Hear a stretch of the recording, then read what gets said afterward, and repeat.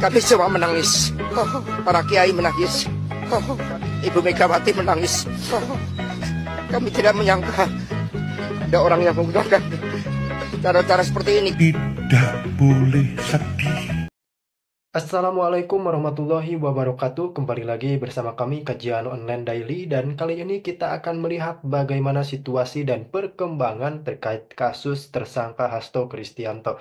Karena seperti yang kita ketahui bahwa Hasto ini memang ditetapkan menjadi tersangka dan ternyata elit PDI lainnya menyusul untuk dicekal. Waduh, jujur saya sangat kaget karena memang kedua tokoh ini merupakan, saya memandangnya sebagai tokoh yang sangat-sangat mengerti akan sistem demokrasi, namun ternyata sangat disayangkan hal tersebut harus terjadi, termasuk penetapan Hasto sebagai tersangka, rekan-rekan.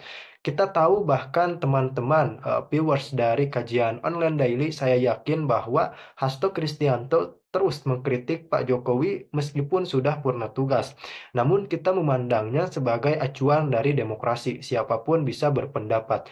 Namun ternyata di balik kritikan-kritikan ini, ternyata Hasto menyimpan segudang jiwa kriminal. Maaf, saya sangat frontal ya mengatakan itu.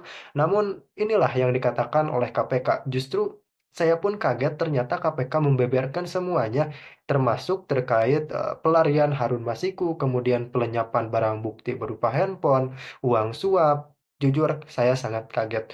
Bagaimana sih kelanjutan dari Hasto Kristianto dan berapa tahun hukuman estimasi yang akan didapat? Langsung kita simak. PDIP di inilah gitu, dilemahkan. Terus ada yang bilang ini pengalian isu. PPN pajak pertambahan nilai 12% itu. Tapi juga ada yang lucu-lucu komentarnya gitu. Misalnya ada yang bilang di medsos nih, nggak usah diwawancara deh Hasto, ntar nangis lagi gitu. Jadi, kan banyak tuh video-video Hasto nangis di berbagai kesempatan ya gitu. Terus juga dikaitkan dengan, banyak juga yang mengaitkan dengan, nah ini penasaran nih Bu Mega kira-kira gimana nih responnya, karena kan sebelumnya Bu Mega bilang bahwa akan mendatangi KPK lah gitu kalau sampai tersangkakan. Nah Bang Ade kan cukup banyak tuh kontennya di Cokro ya, di LAA, membahas soal Harun Masiku dan Hasto. Nah bacaan Bang Ade gimana terhadap berita ini? Dan tadi dengan narasi-narasi yang saya sebutkan tadi. Jadi mengatakan bahwa ini politisasi misalnya, itu kan sebuah kemalasan berpikir ya. Kenapa harus jadi politisasi?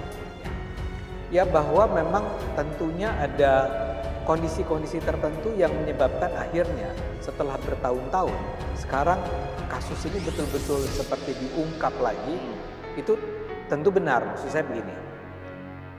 Ini kan kasus 2020 ya sebetulnya. Ketika itu nama Hasto sudah tersebut.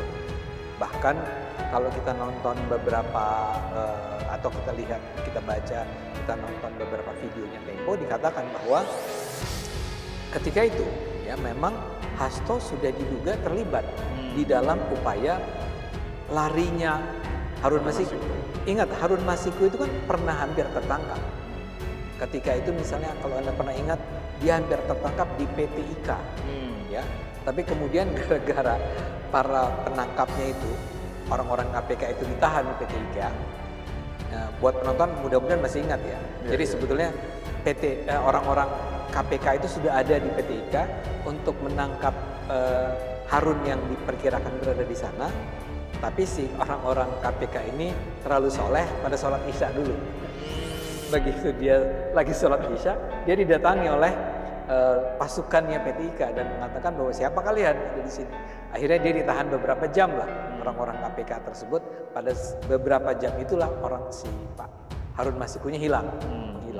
Tapi ketika itu dalam versi yang waktu itu beredar adalah bahwa ketika itu memang yang akan digerebek bukan cuma Harun Masiku, tapi Harun plus Hasto. Hasto ada di situ juga. Ada di situ juga. Ada di PT IKA itu ya? Ini versi yang ketika itu beredar ya.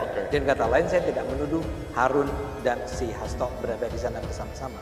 Tapi kisah yang beredar adalah di sana. Jadi poin saya adalah bahwa Pak Hasto ini adalah orang yang diduga terlibat di dalam penyelamatan Harun Masiku.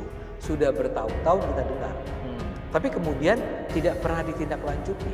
Itu kan pertanyaan yang sangat serius menurut saya. Kenapa seolah-olah pertama orang selalu konsentrasinya pada kok Harun Masiku bisa lepas sama sekali ya, bisa seperti untouchable, tidak bisa dijangkau. Tapi yang orang sering lupa adalah, dan itu jadi pertanyaan juga Bang sekarang, Harun Masiku itu masihkah? Masih. Jadi Masiku jadi Masika. Enggak, ini guyonan. Iya. Sorry. Harun Masika ya, itu menarik. Tapi orang juga tidak pernah boleh lupa bahwa ketika itu dugaannya adalah Hasto memang tersangkut, terkait dengan kasus Harun Masiku ini. Dan ini adalah sebuah, menurut saya, ironi tertentu ya. Jadi Harun itu sebetulnya tuduhan terhadap dia itu relatif ringan lah. Kan tuduhannya hanyalah dia menyuap anggota KPU sekitar 800 juta kalau nggak salah. Ya. Dan itu kalau kita bandingkan dengan banyak korupsi lainnya adalah korupsi-korupsi yang barangkali korupsinya Harun Masiku ini bisa dibilang ya ecek-ecek lah gitu ya.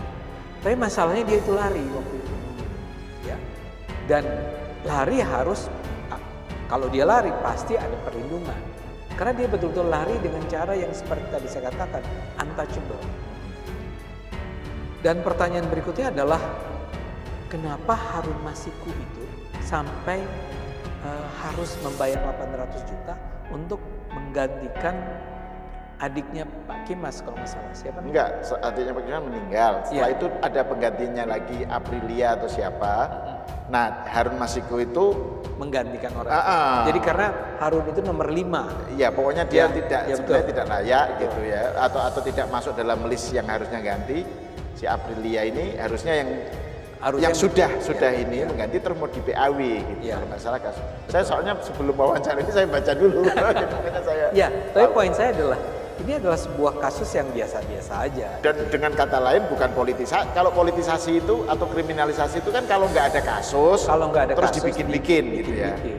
Jadi itu yang saya ingin katakan, nggak bisa dong disebut politisasi. Ini adalah sebuah kasus yang sejak lama itu mengundang perhatian orang karena keanehan keunikannya.